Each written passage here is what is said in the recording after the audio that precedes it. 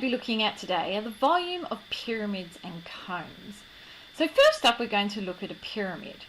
And a pyramid, you can see, can actually fit into a rectangular prism if it is a rectangular pyramid. And if we had time and we could do this experiment, what you could see is if I could take a pyramid and have a pyramid inside and take another one out that's exactly the same size and fill it with water, 3 lots of the water, 3 times I'd have to fill my pyramid up for it to fill up my rectangular prism. And so what we've found from that is that the volume of a pyramid must be 1/3 the volume of, say, a rectangular prism or a triangular prism, whatever that pyramid comes from.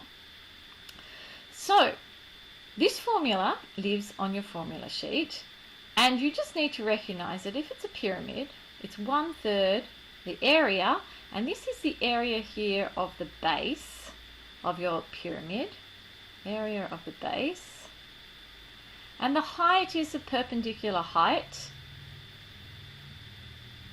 of the pyramid, the perpendicular height of your pyramid. And here it's just drawn in all its permutations. A normal type of pyramid that you're used to seeing here, and here is the area of the base times the perpendicular height. Here's a triangular pyramid, area of the base times the perpendicular height. Here is a pyramid drawn upside down, but it's the area of the base times the perpendicular height. And it's a really very simple formula to use.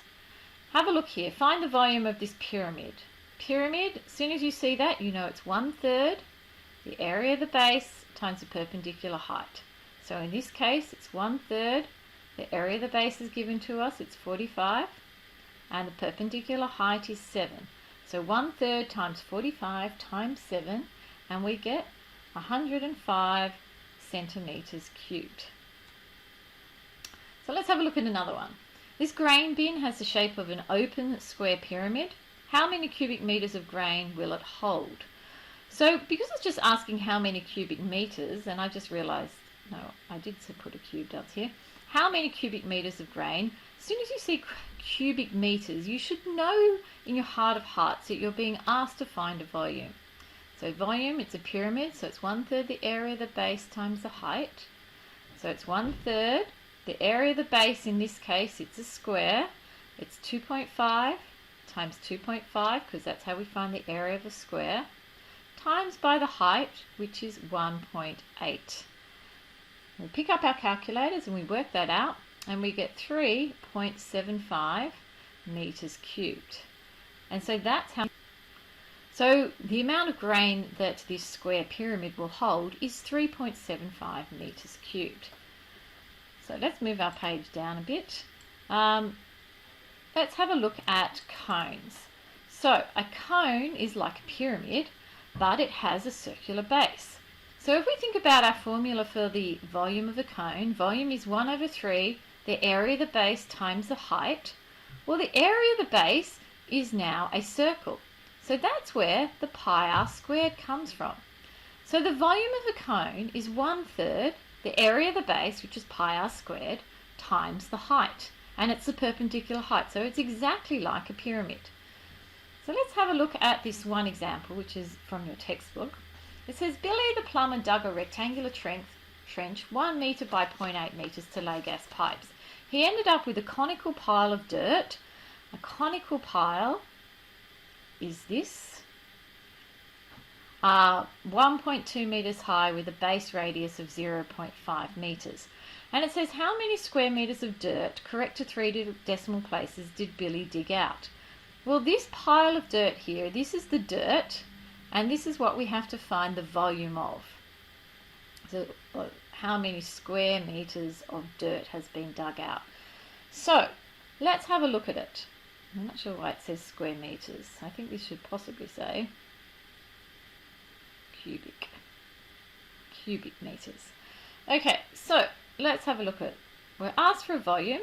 Volume equals 1/3, not sure what's going on here, 1/3 pi r squared h. And let's have a look at what numbers are going to go in there. 1/3 times pi, Now radius is given to us as 0.5 squared, and my height is given to us as 1.2. And we pop that into our calculator and we get 0.62831 and so on and so on. And it says to 3 decimal places, so that's got to be 0.628, and it is meters cubed. So that's how many meters of dirt that Billy dug out to start with. Let's have a look at the next part of the question. What was the depth of the hole correct to 1 decimal place? So this box here is showing me the hole that Billy dug out, and D is what I'm trying to find out. Now what you've already been shown and told is you now know what this volume is from part A. And here I've got 3 numbers, so surely the volume of the dirt that's out of the hole must be the same as the volume of dirt that was once in the hole. So the volume of a rectangular prism, we all know, is all of the numbers multiplied together, the 3 numbers. And if I was to work out just this side, 0.8 times 1 is 0.8 D. Now the volume, we already know from the first one, these volumes have to equal each other. So I can put 0.628 over on this side. And now all I have is a very small equation to solve. I've got 0.8 times D, there's a times sign here. So I'm going to do the opposite, I'm going to divide by 0.8 to make D the subject. So D is going to be equal to 0.628 divided by 0.8, and the answer I get is 0.785 and so on and so on, which is approximately equal to 1 decimal place, 0.8 meters. So the height of this hole is 0.8 meters. Now I hope that makes sense to you. See how you go with the exercise, and if you need any help, you know where to find me.